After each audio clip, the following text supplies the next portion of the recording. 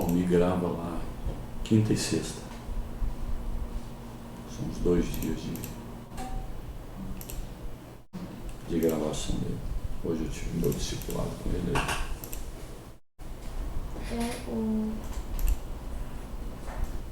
Eu só gravo assim.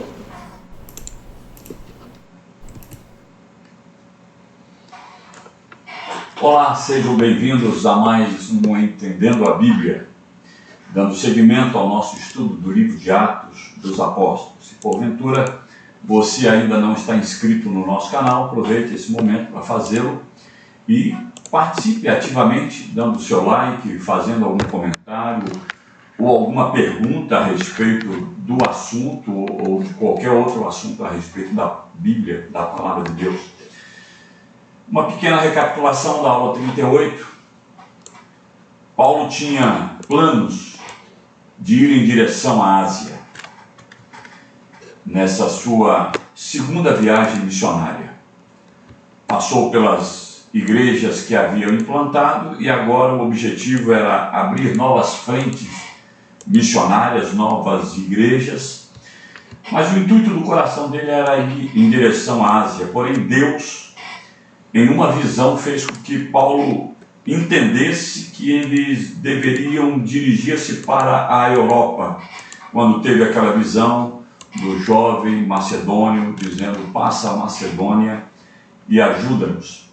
Eu disse nós porque Paulo, na verdade, sempre andou em equipe, sempre trabalhou em equipe, e a equipe agora havia aumentado, né? Paulo, Silas, Timóteo e Lucas. Agora eram 4 missionários nessa segunda viagem missionária. Chegaram então a Filipos. Filipos, uma cidade importante da região. Então, na beira de um rio, ele teve um encontro com Lídia, uma mulher importante, se converteu e foi batizada no mesmo dia. Mais adiante, uma moça que adivinhava, dando um grande lucro aos seus senhores, aos seus donos, e por muitos dias falava a respeito de Paulo e Silas. Paulo então teve um momento que se encheu de razão, expulsa o espírito maligno que estava naquela menina, e por causa disso, o prejuízo que trouxe a aqueles homens, eles então levaram Paulo e Silas até aos magistrados e acabaram sendo presos. Então, eles, uma vez na prisão, oravam e louvavam a Deus, testemunhando assim do amor de Jesus sobre suas vidas para os demais prisioneiros. E assim nós concluímos a aula passada. Vamos dar seguimento. A queixa dessa prisão, na verdade, aconteceu o seguinte: 2 partes foram divididas a queixa. A primeira é que Paulo e Silas estavam perturbando a ordem pública, e o que era apoiado pelo comentário de que eram judeus a fim de tirar vantagem do sentimento anti-judaico, que não era incomum naquela época. E a segunda queixa é que Paulo e Silas estavam propagando costumes anti-romanos. Dentro desse contexto, vamos então dar continuidade fazendo a leitura do versículo agora 26. De repente, houve um terremoto tão violento que os alicerces da prisão foram abalados. Imediatamente todas as portas se abriram e as correntes de todos se soltaram. Todos livres, apesar de estarem ainda algemados, mas as algemas que os prendiam às paredes foram soltas, conforme lemos aqui claramente nesse texto. O terremoto era algo bastante comum naquela região, naquela área. Então, não foi algo assim extraordinário que aconteceu, mas justamente no momento em que eles estavam na prisão e louvando a Deus, e acontece isso com a prisão, sim, foi algo da parte de Deus, né? Não para que eles fugissem, por isso nenhum deles fugiu. Aprendemos aqui que no sofrimento nós aprendemos que a tormenta é muitas vezes o caminho aonde Deus se manifesta Salvador, né? Então nem sempre algo que acontece que traz uma certa dor, um certo sofrimento, pode ser na verdade um grande escape vindo da parte de Deus, como aconteceu aqui. Embora ninguém ficou ferido ali na prisão, a Bíblia não relata sobre isso, mas foi algo de extraordinário, um abalo, né, uma destruição, e mesmo assim era o momento de acontecer esse milagre de Deus na vida deles. Outra coisa que podemos ver é que no sofrimento nós aprendemos que mesmo quando o terremoto não ocorre, devemos continuar adorando e cantando. Isso nós vemos na vida de Paulo e Silas.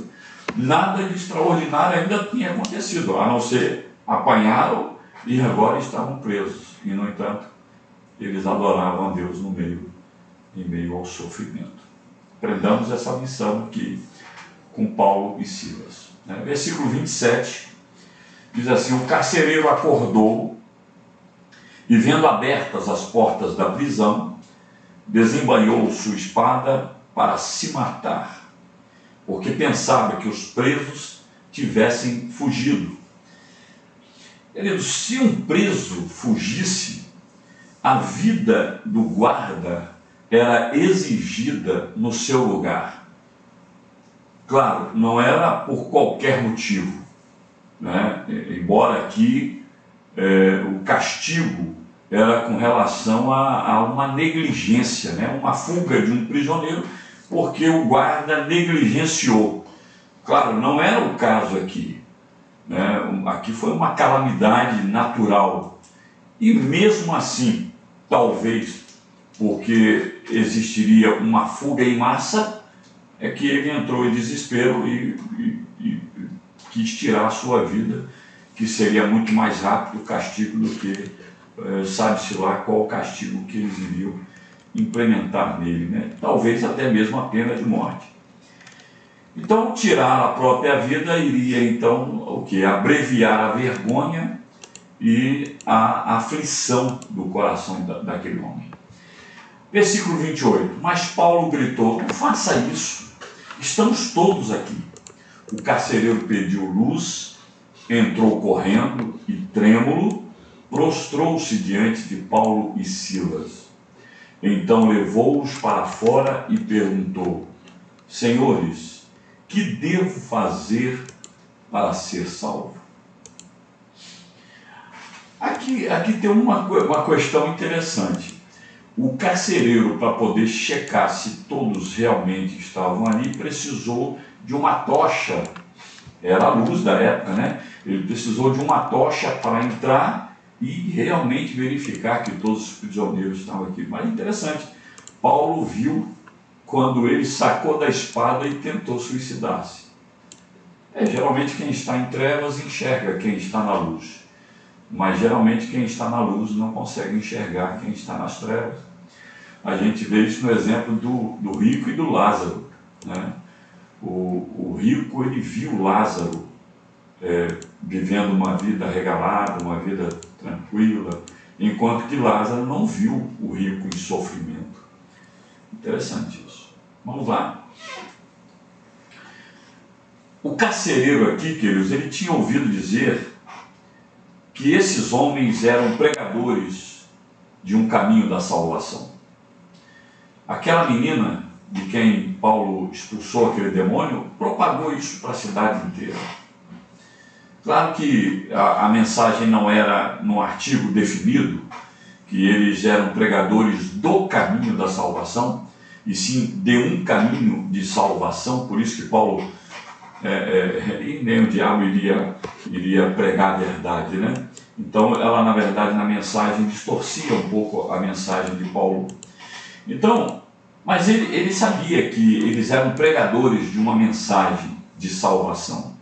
Então agora, com esse terremoto e com a morte iminente, ele desejou saber que caminho era esse.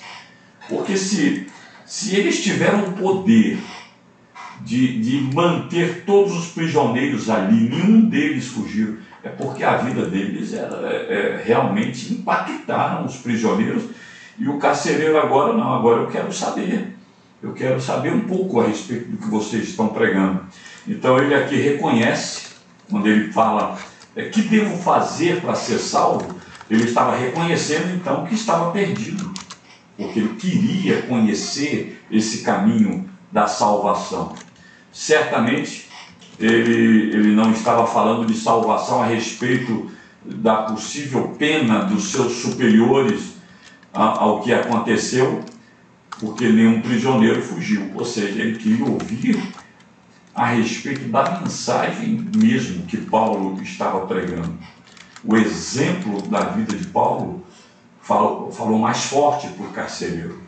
Versículo 31, eles responderam: creia no Senhor Jesus e serão salvos você e os de sua casa. Ele faz aqui uma declaração bem concisa do caminho da salvação. Ele diz: você precisa confessar Jesus como Senhor. E é isso que Paulo nos ensina mesmo, que é com a boca que a gente faz confissão para a salvação. E que confissão é essa? De que Jesus é o Senhor. E ele aqui então faz um resumo disso. E vemos aqui incluso um terceiro fato na vida do carcereiro. Ele obedeceu. Logo após teve esse resumo do que seria o caminho da salvação, ele prontamente obedeceu. Versículo 32. E pregaram a palavra de Deus a ele e a todos os de sua casa. Paulo e Silas, queridos, explicaram o evangelho posteriormente, de forma mais completa ao carcereiro. E aí, pela expressão bíblica, todos os demais membros da sua casa, todos creram e foram salvos. E quando a gente fala de todos aqui, então a gente pode se referir a filho, esposa, parentes que normalmente moravam juntos, possíveis empregados na casa, todos os da sua casa foram batizados, né? Olha só o que diz o versículo seguinte, versículo 33. Naquela mesma hora da noite, o carcereiro lavou as feridas deles. Em seguida, ele e todos os seus foram batizados. Queridos, 3 milagres aconteceram na conversão desse oficial romano, desse carcereiro. Primeiro, o milagre físico, o terremoto que aconteceu. Milagre. Segundo, um milagre moral, pois quem estava naquele presídio não eram pessoas como Paulo e Silas, eram elementos perigosos que estavam. Eles estavam justamente onde? Na masmorra, que é a prisão interior. Não era qualquer pessoa que ficava preso lá na masmorra. Então, aqui há um milagre moral. Paulo diz que todos estavam ali, ou seja, ninguém fugiu. E Paulo não ordenou que ninguém fugisse. Talvez o impacto mesmo da vida de Paulo, imagine, cantar em plena prisão, e eu imagino a letra dessa canção deve ter comunicado a eles. E o terceiro milagre, o milagre espiritual. Deus mudou a vida desse homem, não só dele, mas de toda a sua família. Então, nesse capítulo que nós estamos analisando, nós vemos aqui três pessoas que experimentaram a salvação. E com essas 3 pessoas que experimentaram a salvação aqui na cidade de Filipos, nós também vemos 3 raças diferentes. A Lídia era asiática, da cidade de Tiátira ou Tiatira. A jovem escrava era grega e o carcereiro era romano. Então, 3 origens diferentes. nasceu aqui em Filipos, então, nesses dias, uma igreja multicultural, pertencentes a diferentes classes sociais, né? Porque se você olhar direitinho, a menina que teve o espírito maligno expulso, ela era escrava. A Lídia era uma comerciante, uma rica comerciante, porque ela lidava com tinturas de tecido caros, que era a púrpura, né? Explicamos na aula passada por que encarecia tanto essa cor, né? E o carcereiro era um cidadão romano, vamos dizer que ele ficava na classe média, a Lídia uma classe mais elevada e a escrava a menor de todas as classes sociais, né? Ou seja, o Evangelho, queridos, o Evangelho é de caráter universal. A fé cristã o Senhor não tem preferência de raça, de cunho social, nada disso. Ele quer alcançar a todos com a sua mensagem salvadora. E além do carcereiro reconhecer que estava perdido, ele creu, ele obedeceu, e aqui então vemos que ele deu provas da sua transformação de vida. Lembra de Zaqueu? Zaqueu, quando ele se converteu, ele disse: eu vou dividir o que eu tenho com os pobres, eu vou, né, restituir àqueles que eu roubei. E Jesus logo declara que ali entrou a salvação, porque a salvação traz manifestação de arrependimento. E aqui, quando a gente vê o carcereiro limpando, né, as feridas que agora estavam em Paulo e em Silas por causa do açoite que deram a ele, isso aqui mostra que realmente houve uma conversão na vida do carcereiro. O batismo aqui, como em qualquer ritual cristão, é um símbolo externo que demonstra o novo nascimento na vida desse homem e da sua casa. Versículo 34. Então os levou para sua casa, serviu-lhes uma refeição, e com todos os de sua casa alegrou-se muito por haver crido em Deus. Bom, sempre a consequência da conversão, independentemente das circunstâncias. Ele recebe Paulo e Silas alegremente na sua casa e serviu a eles. Outro sinal de conversão. Versículo 35 até o 37. Diz assim: quando amanheceu, os magistrados mandaram seus soldados ao carcereiro com esta ordem: solte estes homens. Ou seja, eles nem sabiam do que tinha acontecido no presídio.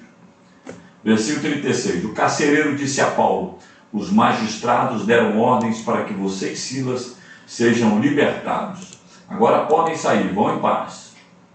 Versículo 37. Mas Paulo disse aos soldados: sendo nós cidadãos romanos, eles nos açoitaram publicamente, sem um processo formal, e nos lançaram na prisão, e agora querem livrar-se de nós secretamente? Não. Venham eles mesmos e nos libertem. Paulo agora jogou pesado, porque o que aconteceu com eles não poderia acontecer com um cidadão romano sem que houvesse, como diz aqui o texto, um julgamento onde eles pudessem ter livre condições de fazer sua defesa. Era considerado ilegal açoitar um cidadão romano. E, volto a dizer, ainda mais que não houve um processo legal. Eles não tiveram defesa. Então, Paulo e Silas não estavam querendo ser escoltados para fora para apaziguar um orgulho ferido. Eles não estavam falando isso para humilhar os magistrados. Não, eles estavam preocupados, na verdade, o que a cidade estava dizendo a respeito deles, porque, afinal de contas, eles representavam ali a mensagem de Jesus, o Evangelho de Jesus, o caminho da salvação. Então eles queriam, na verdade, que publicamente fosse demonstrado para aquela cidade a inocência deles.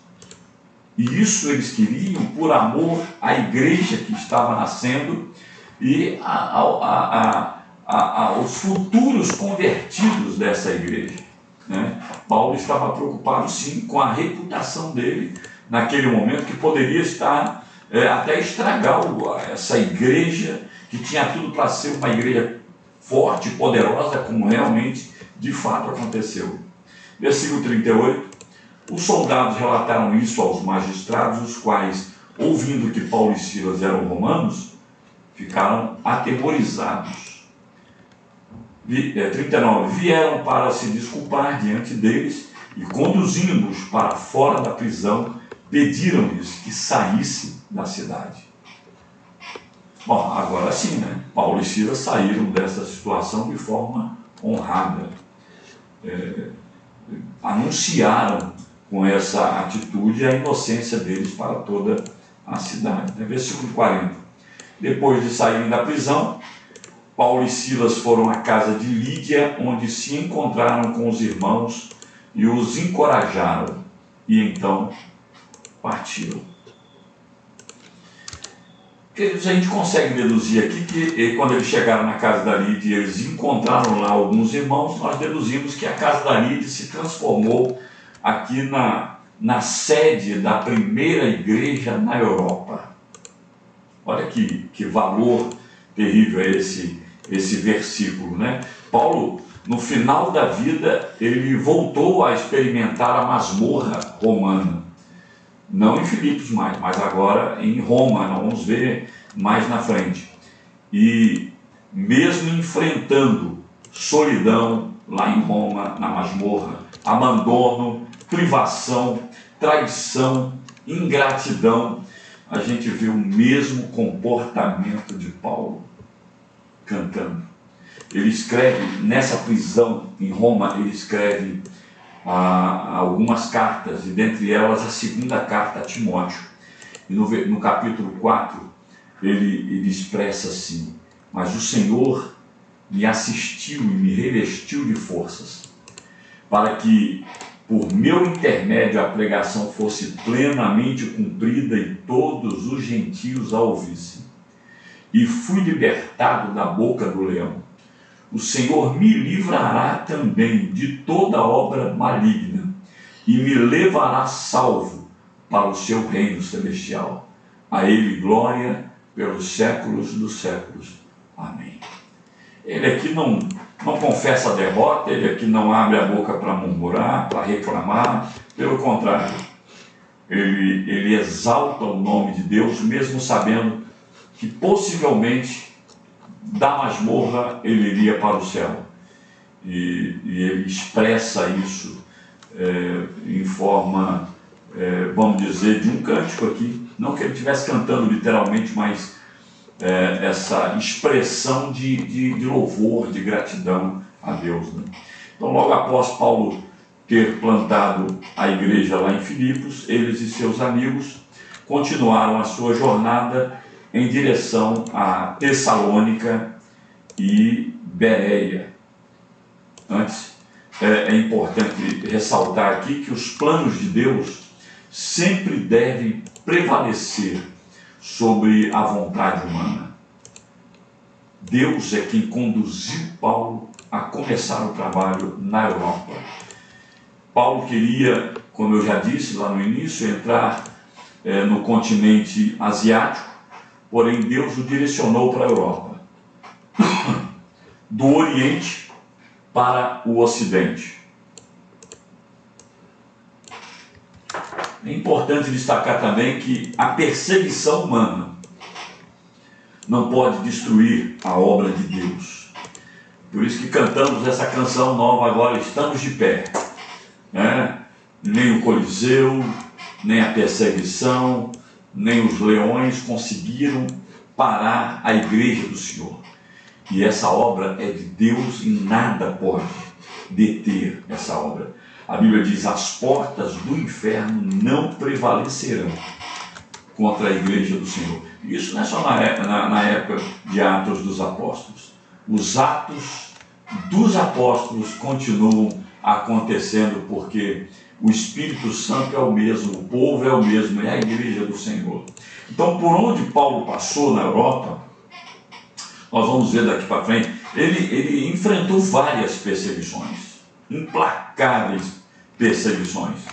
E isso a gente constata que a vontade de Deus não é incompatível com o sofrimento.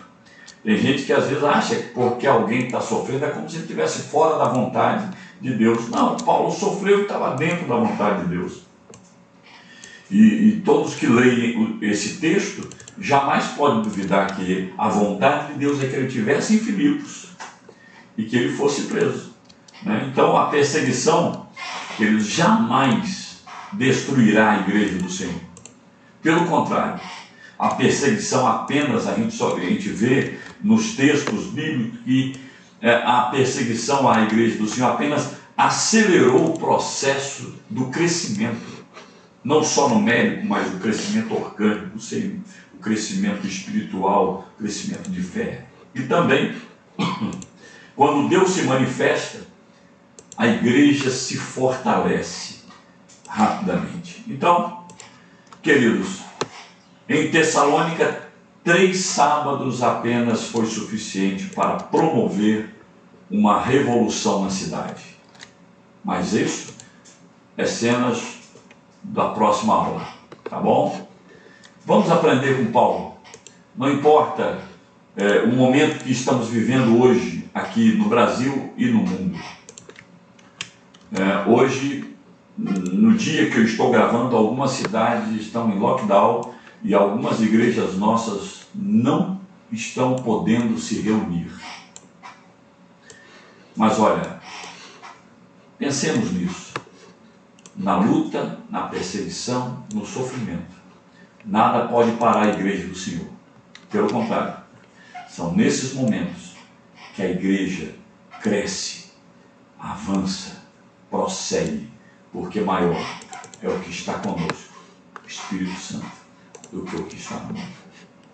Deus abençoe, um beijão no coração, uma boa noite de descanso e, se Deus quiser, na próxima semana, nesse mesmo horário, estaremos estudando mais uma lição do Atos dos Apóstolos. Tchau, tchau, valeu.